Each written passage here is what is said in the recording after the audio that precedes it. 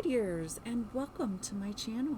As always, I am very happy and grateful that you've chose to spend your time with me, and supporting my channel is really easy. Just like the video, leave a comment, subscribe, or click on the notification bell of whenever you would like to be notified of when a new video comes out. And I hope that you are all doing well, but if not, I do hope things will get better for you soon. But in the meantime, join me in meeting the Red Hand Tarot. And this deck was created by James Brothwell, and his other decks include the Neon Moon Tarot, the Neon Moon Lenormand, the Tenebrae Tarot, the Red Hand Lenormand, the Lost Hollow Tarot, and the Wayward Deck Tarot, and the Dorabysmal Oracle, and the Sinking Wasteland Tarot. And I have done some videos on his other decks, so if you want to check those out, feel free. And this deck retails at his Etsy shop for $60. And the specs for the deck, and I will put a link in for his shop and his website in the description if you want to check them out. And the specs on the box are 5 inches height, across is 3 inches, and the width is 1.40, and it does not have a title on any side. It's kind of sad, but I like to have a title at least on the top or bottom for stacking. And on the back it says the Red Hand Tarot is a fully illustrated tarot card deck featuring 78 cards that envision a graceful Gothic aesthetic. So you have 4 teaser cards, and it's kind of hard to see with all the red and black. Alright, so, and it doesn't have a ribbon, so you just pretty much have to pour everything out. And reversals will not be revealed, and it has the red edges, as you can see, and then it does come with a guidebook. And the cards themselves are standard tarot, as you can see. And in my tarot deck videos, I do a side-by-side comparison. So if you're interested in the deck that I'm using for the Rider-Waite side, it is the Radiant Rider-Waite Tarot, and it's produced by US Game Systems. Might even have it on Amazon because they have everything at Amazon. Alright, so this deck is a little different than the standard Radiant Rider-Waite, blah blah blah. So in the Major Arcana, he has given you 2 extra cards, and they are the 8th card and the 11th card, which represents strength and justice. And he has included some Golden Dawn. Oh my goodness, I am so sorry, I can't talk today. Golden Dawn Tarot, kind of, what's the word I'm looking for?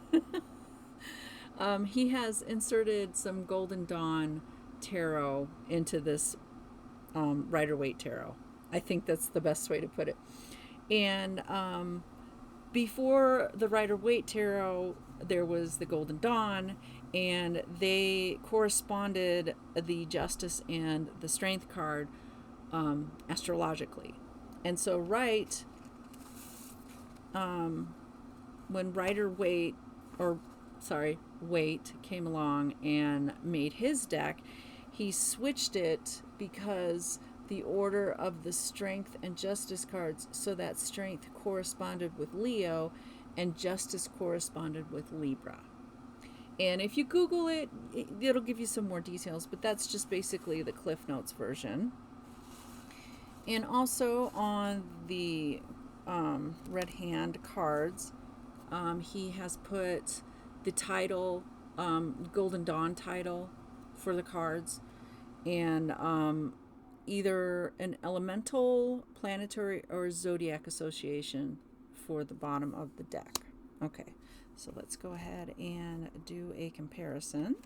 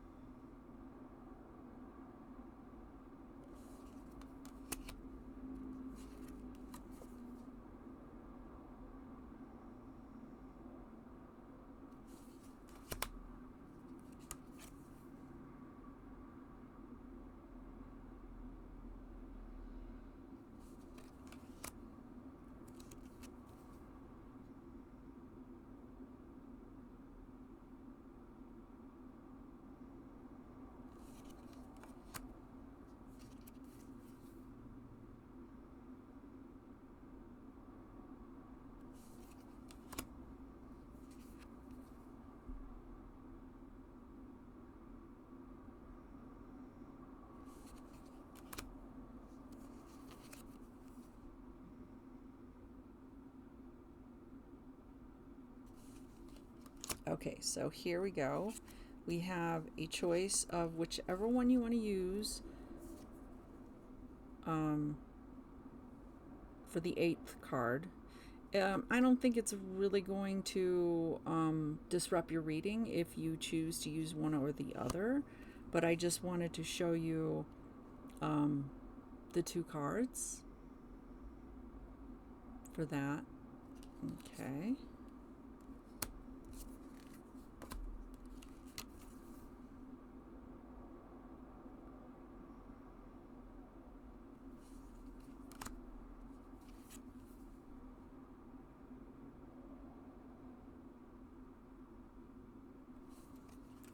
And then we have the 11th card with a different illustration for justice and strength.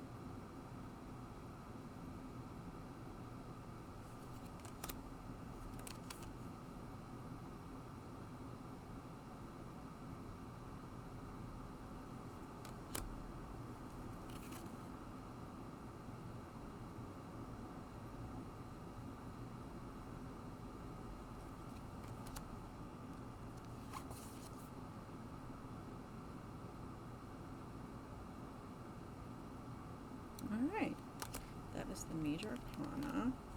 I really have liked all of his decks. I've not liked any of his decks. They're all unique, and I like the artwork. Okay, so next we have the Wands.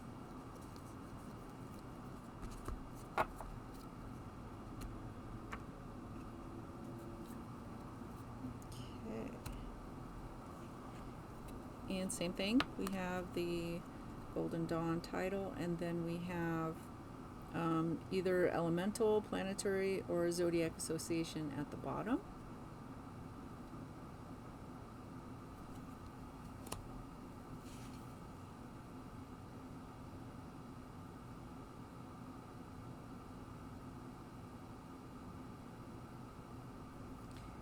And I do believe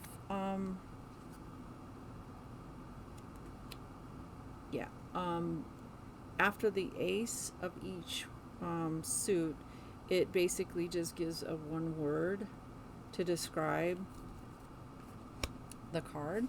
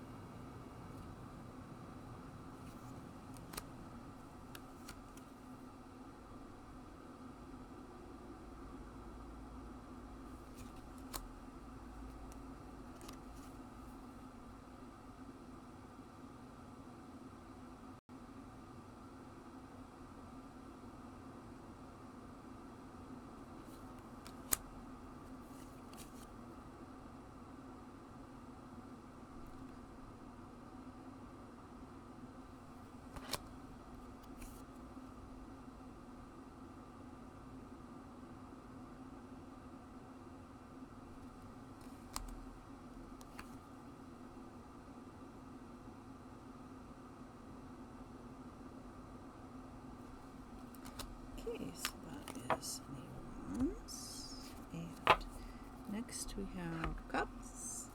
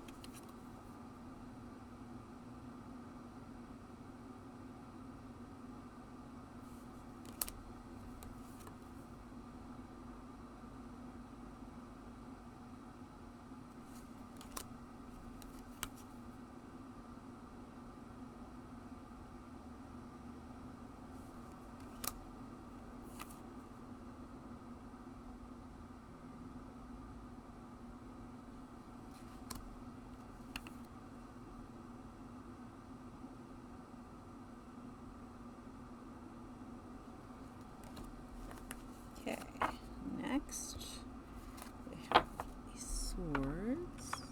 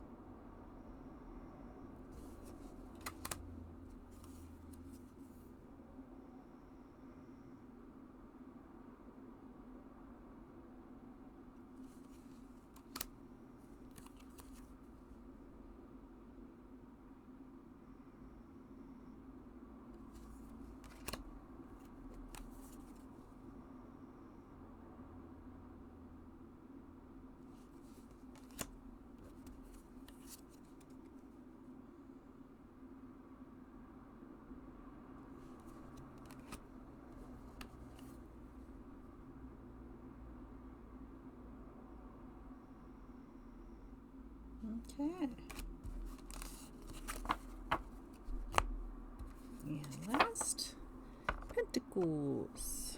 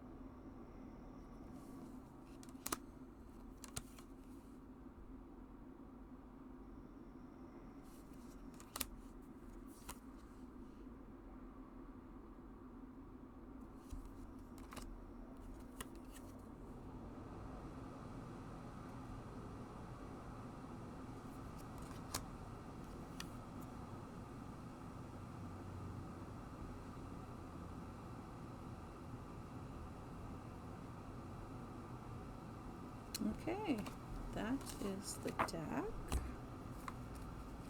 Okay, so cardstock. It's very flexy bendy, as you can see. It's a little glossy. Okay, alright, let's look at this guidebook. And it is, it's a little one, so it's about 51 pages.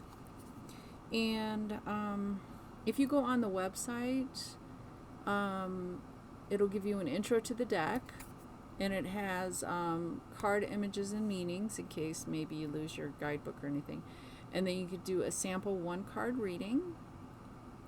And it also has a PDF guidebook you can print out as well.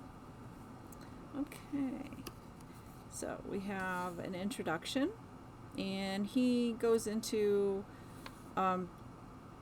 just basically about the background of the deck and what he's included and changes he's made and stuff like that. And then we go on to performing a tarot reading, where you have a one card draw, past, present, future spread, Celtic cross. Then we go right into the cards. We don't get any pictures or any content page or anything like that. And then we have the card number, the title of the card, the title, and then we have well-defined themes and ill-defined themes, and then goes on to the meaning of the card. And then we go on to the suits. We have the wands,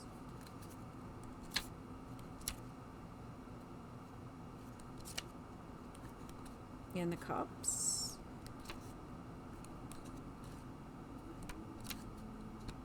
and the swords, and there's no separating them, it's all the same. Then we have our pentacles,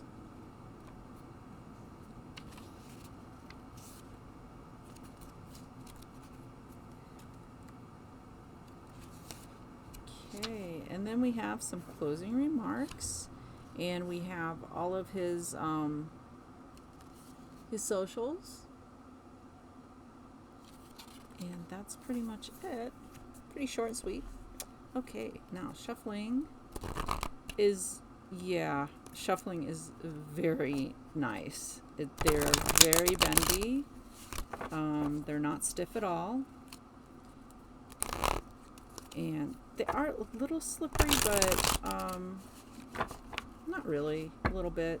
Just a little bit. Okay, you could do the overhand, rifle shuffle. Side, I don't know about side shuffle. Don't know. Could, if you choose to do that. You can also cut them. There's no right or wrong way to shuffle your deck, just however you can physically and how you choose to.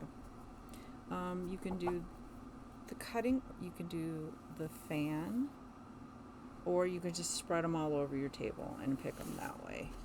Alright, so let's see what card we have that wants to give us a message. Okay. Now, I don't know how you guys feel about cards that fall out. I'm of the mind that you can or cannot use them. It's totally up to you. It's a personal thing.